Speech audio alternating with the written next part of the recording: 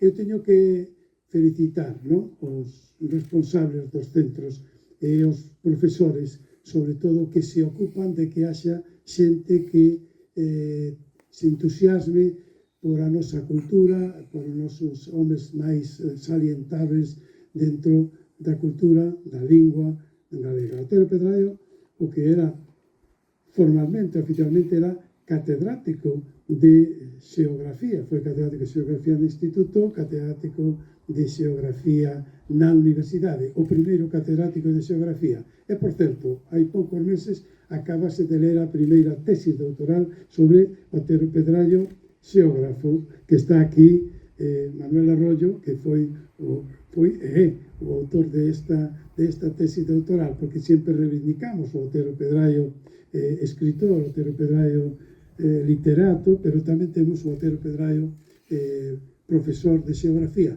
dunha xeografía que hoxe entusiasmaría calquera. Cando eu estudiaba, todos que estamos aquí casi aprendíamos as capitales, os ríos, todos de memoria, pero Otero Pedraio era o catedrático da paisaxe, era o xeógrafo da paisaxe, que hoxe está tan de moda. Ben, todo iso xa saben moi ben. Grazas aos profesores que traballaron cos alumnos para acadar agora este premio, grazas á Consellería de Cultura, antes era o ano pasado, ainda era, bueno, o ano pasado, ainda máis ou menos, non? Era Educación, Cultura, gracias ao vicepresidente da Deputación que nos acompaña aquí, Rosendo, sempre está con nós, sempre apoiou esta fundación, está en representación da fundación, don Xesús Alonso Montero, presidente do xurado, que non é necesario presentalo, María José Bravo, catedrática da Universidade de Vigo, secretaria xeral da Universidade, que formou parte tamén do xurado e que nos acompañan agora aquí. Grazas a todos. Eu non digo nada máis porque quen nos vai dicir algo é seguramente máis importante que o que eu digo é o profesor don Xesús Alonso Montero, ao cual lle dou o uso da palabra. Moitas gracias por estar aquí. Hoxe eu son presidente dun xurado que todos os anos ten que ler 3, 4, 5, 6 traballos que chegan de colexios e de institutos sobre a vida ou sobre a obra ou sobre a vida e a obra de Otero Pedraio. Pero é curioso, cando eu tiña o voso tempo, 15, 16, 17, incluso 18 e 19 anos, eu non sabía quen era Otero Pedraio. E máis, unha persoa que hoxe coñecedes moito máis, especialmente neste ano, Castelao, eu, que logo terminei sendo na Universidade de Santiago de Compostela catedrático de literatura galega, eu, cando tiña 18 anos, nunca oíra falar de Castelao.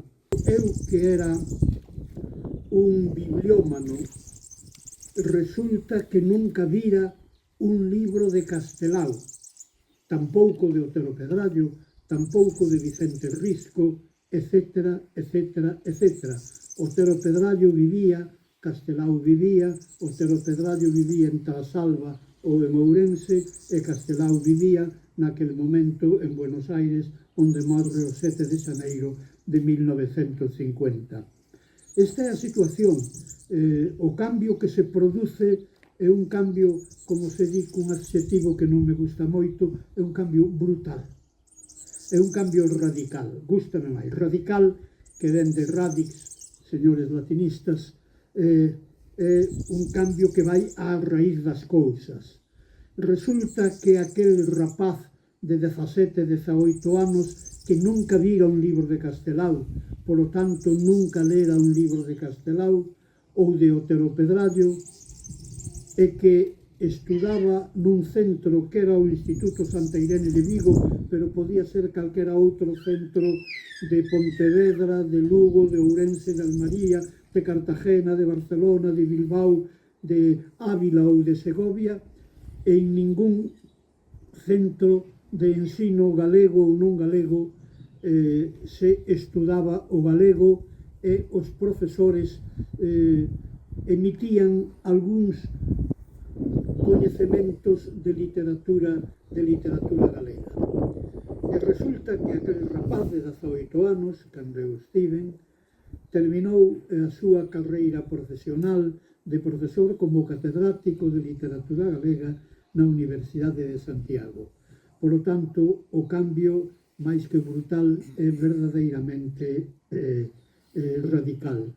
Otero Pedrallo non é un escritor que teña a simpatía, a adhesión dos alumnos. É probable que aquí haxa algún alumno, algunha alumna que teña lido un libro, 2, 3 de Otero Pedrallo e que chegase á conclusión de que paga a pena ler a Otero Pedrallo. Pero iso é, se se dá aquí, excepcional. Eu sei que a inmensa maioría do alumnado, aínda tendo os mellores profesores de literatura galega, entran moi ben en Rosalía, entran moi ben en Curros Enríquez, entran menos ben en Eduardo Pondal, entran extraordinariamente ben en Castelao, se se explica ben o Castelao de retrincos e de cousas, pero non entran ben en Otero Pedrallo. Quere decir que Otero Pedrallo é inferior a Curros Enríquez, a Rosalía de Castro e a Castelao? Non. É un gran escritor español en castelán no século XX e, evidentemente, eu tamén en galego. Pero eu en galego como poeta, como autor de relatos breves, de contos, como autor de novelas, como autor de ensayos. E logo hai unha faceta da que hoxe non se sabe moito, que é a de orador, e pasa por ser desde sempre, o gran orador que deu Galicia antes do século XX e despois do século XX. Pero hai máis. Otero Pedrallo, na súa casa de Ourense, pero especialmente aquí, nesta casa, e moi especialmente nos anos posteriores ao 37, do 37 ao 48, cando estivo polo franquismo suspendido de emprego e soldo, escribiu, e non hiperbolizo, non exagero, miles e miles de cartas, e non hai nin unha soa carta de Otero Pedrallo que non teña unha certa dimensión literaria.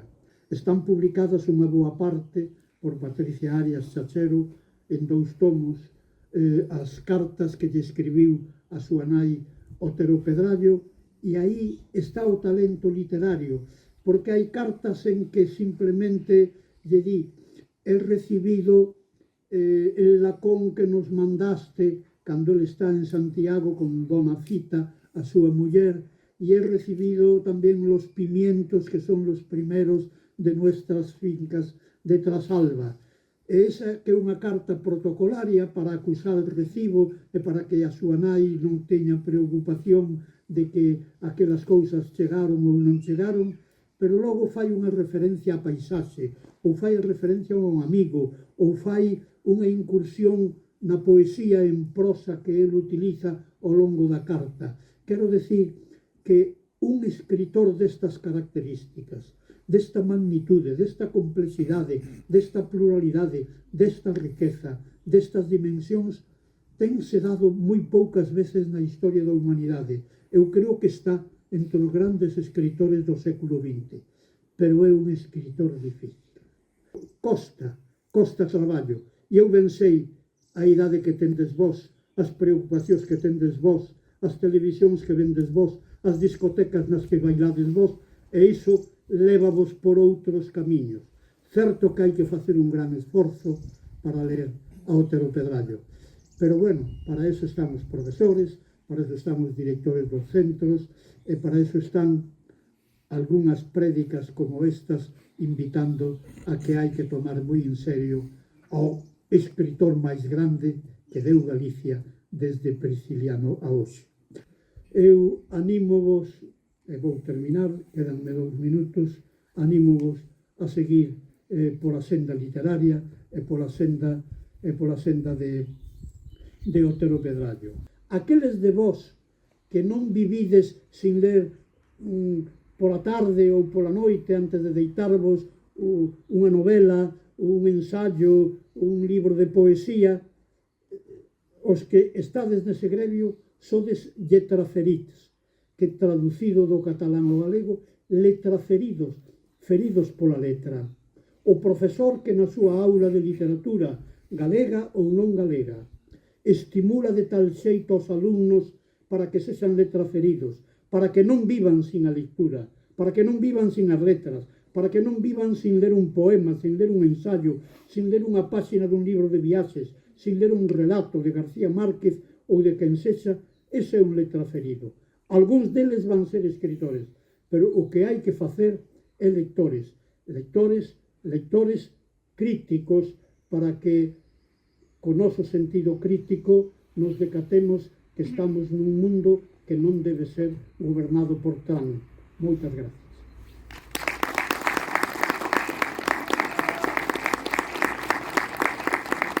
Grazas a Eduardo, presidente desta fundación, ao vicepresidente da Deputación, ao noso profesor Don Xesús Alonso Montero, que hoxe nos acaba de dar unha clase magistral neste entorno tan fermoso. Gravade ben o que vos está pasando hoxe, eu sempre o digo, porque vos acordará toda a vida. Escoitar a Alonso Montero diante da casa de Otero Pedrallo, con toda esta simboloxía que temos de alrededor, con toda esta paisaxe que simboliza pois, a Galicia eterna, os valores, como ele nos acaba de relatar dunha forma magnífica, os valores que Otero nos deixou na súa obra e na súa propia trayectoria, igual que outros autores, pero que nos acaba de descubrir, nos acaba de relatar unha das persoas máis sabias que deu o noso país, que é o noso profesor Don Xesús Alonso Montero. Gravadio sempre, recordadio sempre, seguro que non vos vai esquecer nunca. Eu non sei se ides ler máis ou menos ao Otero Pedrallo, espero que sí, pero agardo que esta lección, que esta intervención, esta entrega de premios que agora anunciaba a secretaria da Fundación, pois vos acompañe sempre para falar máis galego. Esa é a mensaxe que eu vos quería deixar tamén ao final das intervencións que hoxe escoitar aquí. As estatísticas máis modernamente publicadas dinos que sodes a xeración mellor preparada para ler, para escribir, para entender e mesmo para falar, pero logo que usades pouco a nosa lingua. Que todo este exemplo, o de Otero Pedrallo, o do lugar onde estades, neste templo do saber, estes premios que levades, tanto o Instituto de Bande como de Vigo, como os de Pontedeume, pois que vos acompañen sempre e que vos animen a ter unha lingua propia. Sabemos que ides coñecer outras moitas máis linguas, e iso é bo. Ser plurilingüe sempre é unha ventaxa, non un problema. Pero sí que levedes estes premios como abandeirados, como os lletraferits que vos dicía Don Xesús, ou como digo os baleares, verdade? Como persoas que xa sodes sensibles, que estades iniciados e iniciadas nunha lingua secular que nos acompañou sempre, que nos levou a ter obras tan magníficas e de tan elevada calidade como as que escribiu Otero Pedrallo, pero agora que xa ten o futuro nas vosas mans, porque o futuro do noso idioma, como de moitas outras cousas, está nas vosas mans, alá onde vos querades levar. Utilizado nas redes sociais, no voso tempo de lecer, coas vosas familias.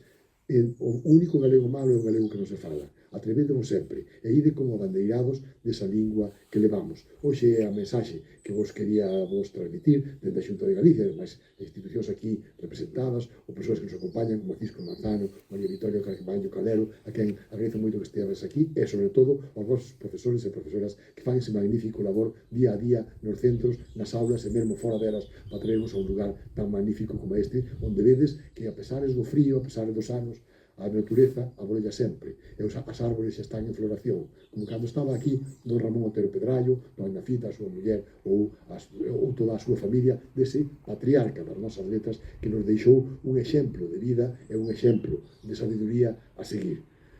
Con Otero Pedrallo sempre na memoria, con estes títulos que hoxe levades cada un aos vosos centros e cada un ás vosas casas, sentidevos orgullosos e orgullosas de ter unha lingua propia, de ter unha cultura propia, das máis fortes que hai agora mesmo en España inteira e na Península Ibérica, e estades sempre orgullosísimos de ter presenciado un acto como este co noso ben queridísimo e hoxe que hai que felicitar, porque acabo de ser nomeado máis vigués distinguido onte mesmo ao noso gran profesor, os que tivemos a grandísima fortuna de asistir ás súas aulas e que temos a inmensa fortuna de estaba pensando hoxe aquí que esta é unha parte das máis bonitas de ser secretario xeral de calquera cousa, poder escoitar a Alonso Montero na casa do Otero Pedraio rodeado pois, de amigos e amigas e vellos compañeiros como son algúns de vosos profes e rodeados tamén no futuro que sodes vos. O futuro do Otero Pedraio e de todo en canto Galicia existe. Xa está nas vosas mans, xa é vos. Respondede a él con dignidade,